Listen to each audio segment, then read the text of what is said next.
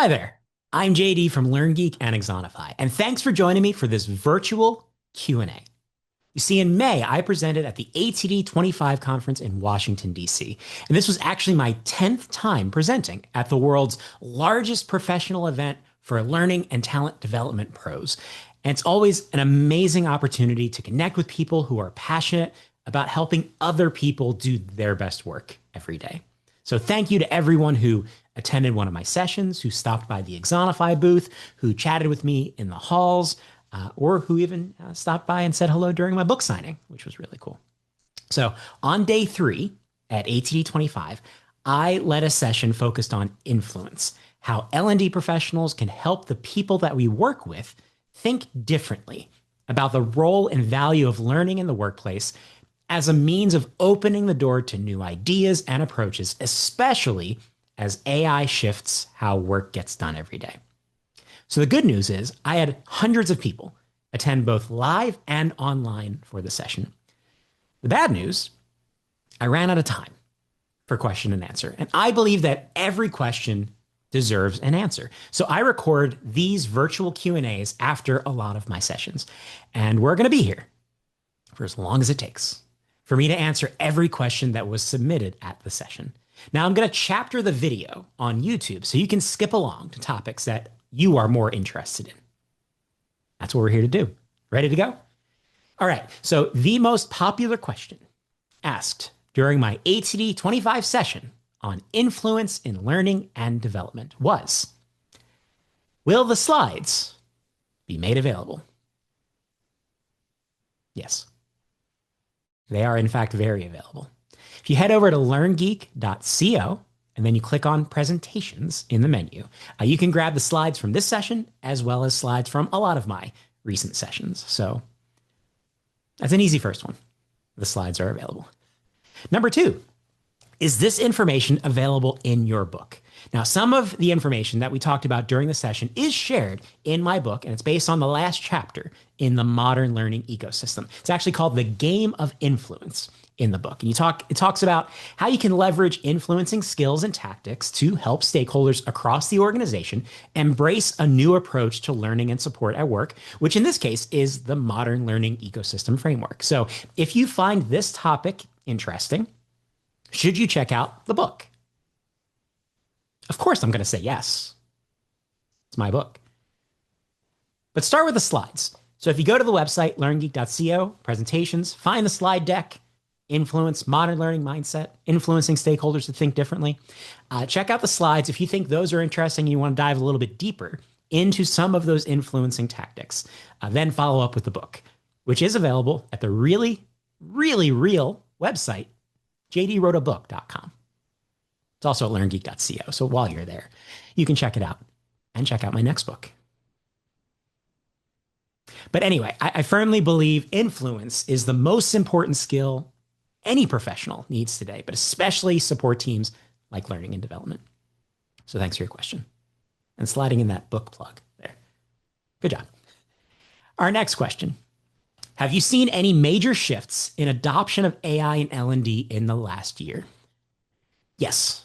And when it comes to AI adoption in L&D, the conversation has shifted from they won't let me to we're trying to figure out how. Now, a year ago, most companies were still trying to figure out the rules around AI. The rapid advancement of technology and the FOMO that came with it caught a lot of people off guard. So the more risk-averse companies, which is most companies, especially outside of the technology space, threw on the brakes, and AI became a curiosity with, bits and pieces of mostly informal application siloed into the more proactive or innovative teams. Today, the mandate is find the value at the highest levels of the organization. There's still red tape. There's still concerns about risk, but the potential value is starting to take precedent.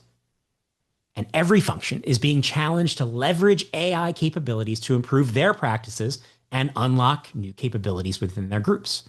Within L&D, a lot of the conversation continues to focus on what we do today, but faster and more efficiently. Build courses faster, produce videos faster, translate content more efficiently. And all of that is useful. But the biggest shift in L&D is actually happening outside of L&D, where functions like IT and operations are using AI to co-opt L&D practices in service of business outcomes. Now, as a quick example, there are multiple Fortune 1000 companies out there that have implemented digital assistants for their employees to enhance their capabilities related to key business priorities. So these assistants can do things like help you make food more consistently or upsell products to increase attach rate. They're all performance support tools, but they're not being called that. And they're often not being developed by HR, or they're not being developed by L&D, or in many cases, they're not even being developed in collaboration with L&D.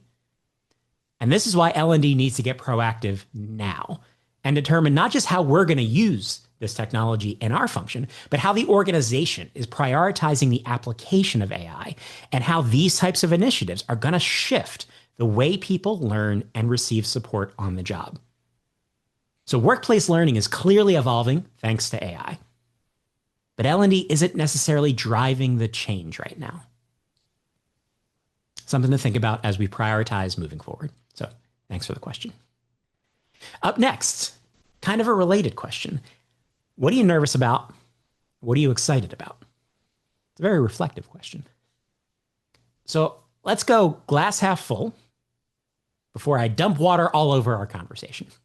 So I'm excited about the potential that we have to help people do their jobs and achieve their goals in new and innovative ways. I'm excited that I can now speak dozens of languages using a digital avatar of myself to connect with people around the world in new ways. I'm excited that more people and more organizations are waking up to the importance of frontline employees and their managers and starting to include them in meaningful ways in their strategic thinking. And I'm concerned. I'm concerned that we're underestimating the impact that digital transformation in this round is going to have because we're comparing current technology capabilities to legacy work expectations. You know, I'm hearing things like, well, AI can't do it as good as me. And that's not the right mindset to carry forward in the workplace right now because it's not the way that decisions are made. Because an organizational stakeholder could very well determine that, sure, AI can't do it the way you can do it. Maybe we're not going to do that moving forward because technology opened a different door for us. And I'm concerned that we're thinking too small about both the impact and the potential for technology to evolve the concept of L&D in the workplace. Now, this isn't just about L&D pros using new tools or L&D getting smaller through automation. We need to think more broadly about what people need to do their jobs and how we can provide them with those skills and with those tools.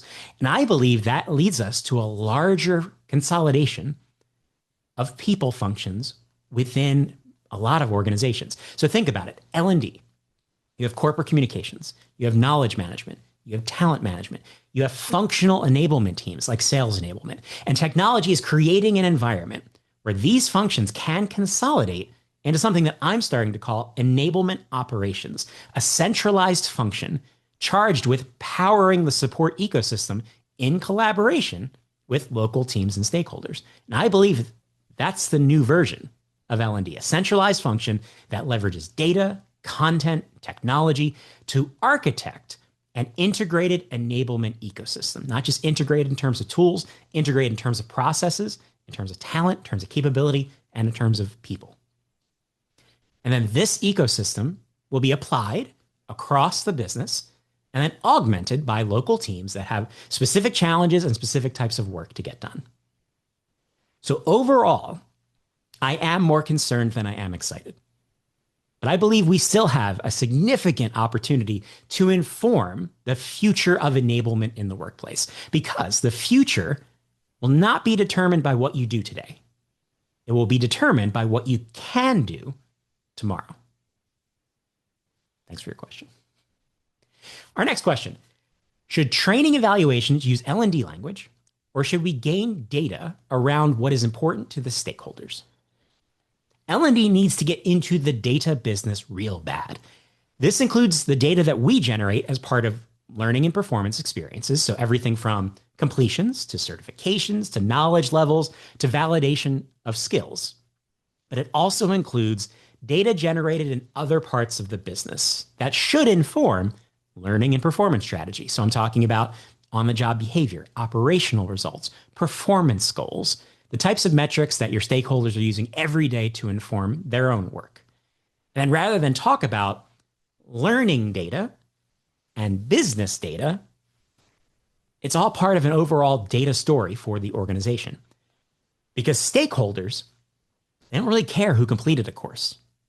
Unless it's a regulatory compliance course and the auditor shows up, then they very much care. We need to make sure we take care of that. They care even less about how people rated a course. Did it get a 4.7 out of 5? How much did they like the lunch? Not something they're thinking about as they address their business priorities.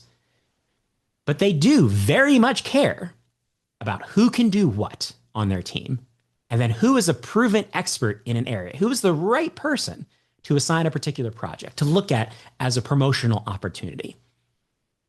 That's learning and development type data, skill type data, capability type data that meaningfully informs everyday operational decisions. Today, it's a lot of gut feel, a lot of assumptions, a lot of subjectiveness. We can bring a concrete nature to that type of decision making through the types of data that we generate and apply in our own practices. So L&D needs to make friends within the data functions within the organization, find out what data is available, first of all. What is the organization tracking? How is that data used? How can you access it? And then how could you apply it to improve your own practices? Now, in many cases, stakeholders aren't just willing to hand over sensitive business data, especially if they don't know you, they don't trust you. So we have to start on the relationship side, build relationships, improve our understanding of critical business metrics, and then find meaningful ways that you can talk about applying this data to help those stakeholders solve problems that they care about. Then they are much more likely to get into a data conversation with you, as opposed to just, oh, the L&D team wants our sales results. Why?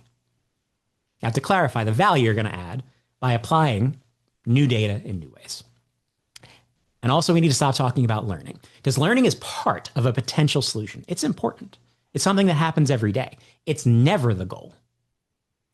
Instead of being obsessed with learning, the solution, we need to become obsessed with the problem. And that's the shared problem that our stakeholders are prioritizing that we should be acting in service of. Thanks for the question. Moving on to, with everything going on, how do you balance workload with going to everything? So in the session, I recommended that you go to everything to show your face and become part of the team, not just a support function that's called upon when people need something from you. Part of the team that people regularly see, that regularly engages in conversation.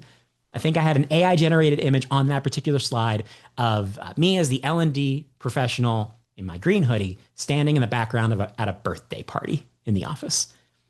Metaphorically, going to everything basically just means be involved in conversations that aren't specific to the work that you are being asked to do as part of the broader conversation. So you are someone who's regularly in that conversation, regularly around the team, part of the team, not part of a separate group that supports the team.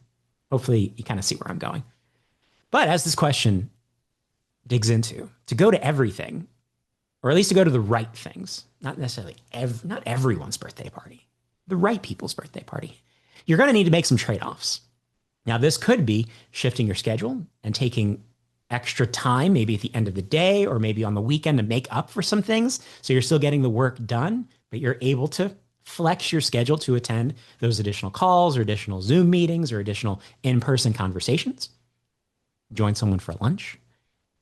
It could be leveraging the team. So maybe it's not you going to everything. Maybe it's a strategic effort, coordinated influencing campaign within your team to fan out across the organization and to make sure that you're represented and bringing back the insights to inform, well, how do we make sure we have an understanding of priorities? We share those priorities and we're seen as a member of the team working in service of those same priorities. So it could be using your team differently. It could also mean spending less time on L&D stuff.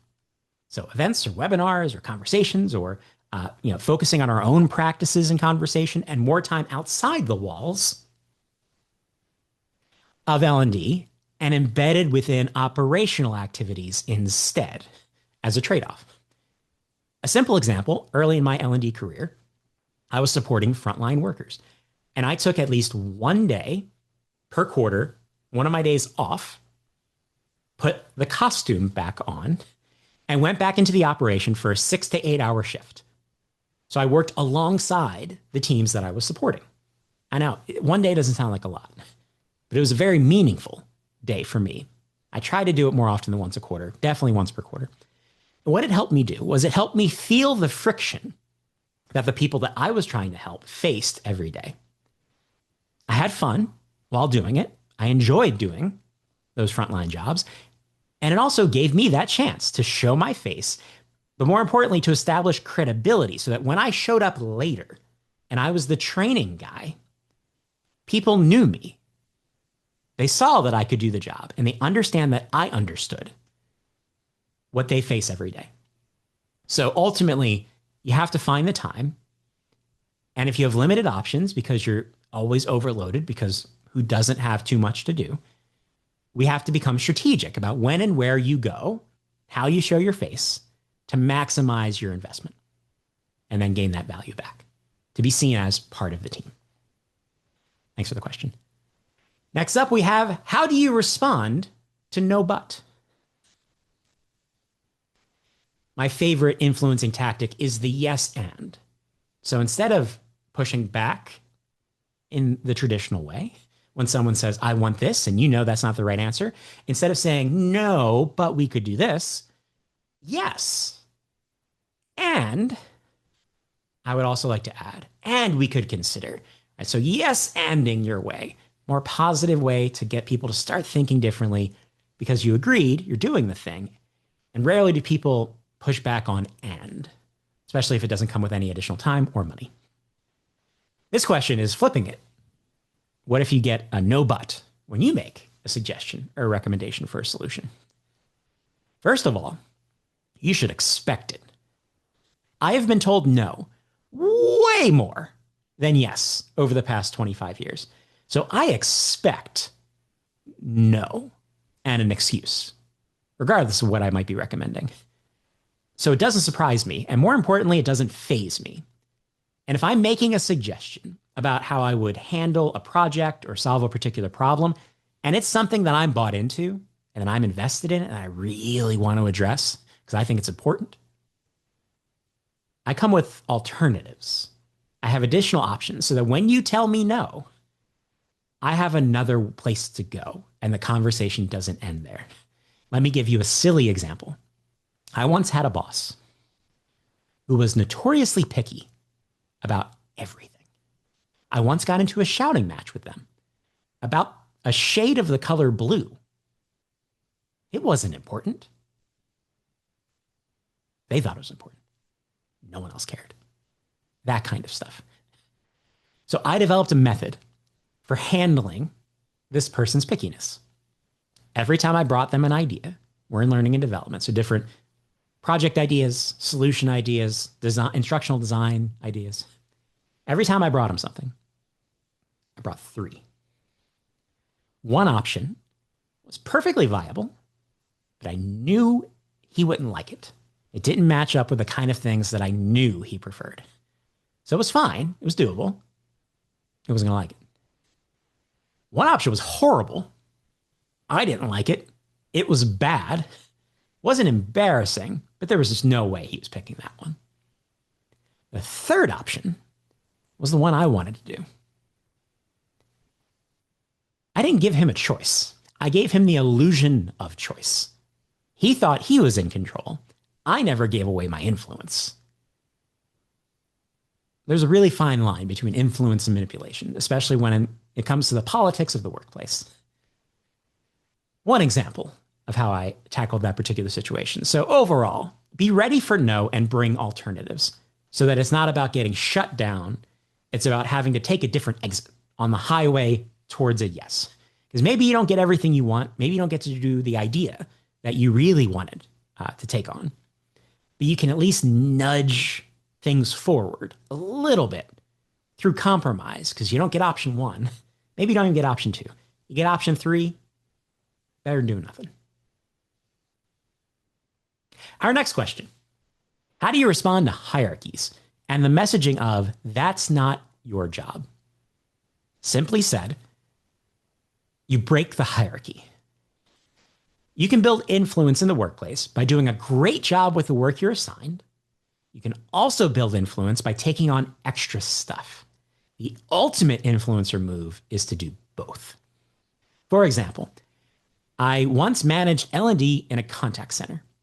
If you've ever worked in a contact center, rule number one is don't get off the phone. That's where you support customers. So management pushes back on anything that's new and might require even just a couple of minutes of employee time. I needed to find a way to influence management to open their minds to new ideas. So I applied a range of different influencing tactics over the period of months to years, in some cases, to show value and to earn their trust along the way. One of these tactics I devised during an all-hands meeting. A senior executive was up in front of the group, a few hundred employees, sharing information, and I noticed that his slides were bad. Very bad. They were bad slides. So I went to my boss. I had no connection to the senior executive. He didn't know who I was. I was relatively new to the company at that point too, and several steps removed on aforementioned hierarchy. I went to my boss, who I had a relationship with, who I had that trust with, who knew I could do some things. And I asked my boss to go to him and ask him if he wanted help with his slides for future all-hands meetings. Now, again, rarely do people say no to free help. So I took control of his presentations because he trusted my boss. She trusted me. He didn't put a huge value into the slide decks because they were bad. You've seen slide presentations, right? Most of them in the world. Not great. A few months later, I'm building slide decks for this executive, at least monthly for these all-hands meetings. And I'm standing in the back of the room during another one of those all-hands meetings. And the executive points to me in the back of the room. Everyone's head turns. I'm standing leaning against the wall thinking, where is this going? And he calls me out.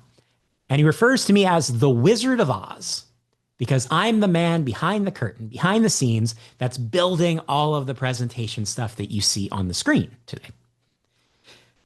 Now, what I did not point out in this exchange is that in The Wizard of Oz, and especially in Wicked, the wizard is the bad guy. I took it as a compliment. And it showed how doing some extra side work, building PowerPoint slides, gained me influence, established a relationship between me and a major stakeholder who I can attest to was much more open to all of my other ideas moving forward because I was a slide guy. What does that mean? Don't resign yourself to your spot on the org chart. Assess the org chart. Assess how hierarchy relates to influence and then find your way around it by showing value, but doing it in creative but meaningful ways. Thanks for the question. Next one. I'm aligned to HR, and there is a pretty thick wall between L&D and business leaders, being that the HR business partners are embedded. How do I show my face with that barrier? The answer I want to give is to get out of HR, because time and time again, I find that L&D is more impactful, more aligned, and more trusted when the function aligns to operations instead of HR. You probably can't initiate a reorg right now, and I understand that. But that is often how it works. And people who have played on both sides of that conversation usually agree. Now, that said, based on how you asked that particular question, I am curious about your relationship with your HRBPs. If they're the connection point between your function, you, and the stakeholders that you're looking to influence, you're going to need them. And you're going to need to make sure they're aligned to make sure that things work moving forward. So I would start there, foster those relationships, find ways to provide value to the HR business partners. And then once you've established that trust, see if they'll invite you into the conversations you're looking to join. See if they'll help you make connections, and see if they'll get out of your way, because they know that you're not trying to override them or replace them in some way in order to increase your influence in the organization. You're working with them, and you're more able to drive meaningful solutions forward if you have those connections in those relationships. And maybe they'll feel like, oh, it's actually in service of myself, in my role, to help make these connections, rather than always have to be in the middle, because there's only so many things I can do when I'm the person in the middle in that regard. We know a lot about that as HR and L&D. There you go. Final question. What platform are you using for your slides? PowerPoint? Yes. I am still big into PowerPoint. For this particular session, I embedded Mentimeter into PowerPoint to allow for a shared engagement experience between both the live attendees that were in the room and the virtual audience that was watching online, because I couldn't see those folks. I couldn't see the chat in the virtual platform. I wanted the group to interact in ways that just didn't add complexity given the number of people involved. So I brought Mentimeter into PowerPoint. So anytime that if you were in the session, you saw me ask a question, ask people to respond, ask people to rank, different types of interactions. That was a slide with Mentimeter interactions built into it that was then delivered via PowerPoint. So, and the rest was just PowerPoint with lots of AI-generated imagery. PowerPoint. And that's all, everybody. Hopefully this wasn't too long. Thank you again for hanging out for this virtual Q&A. Hopefully you got some insights, whether you were at the session at ATD25 or not. If you joined the session or watched the recording, thank you so much for allowing me to be part of your ATD25 experience. Be sure to like this video, subscribe to LearnGeek on YouTube for even more insights into how we can do a great job helping other people do a great job. And until next time, I'm JD from LearnGeek and Exonify. Be well. See you out there.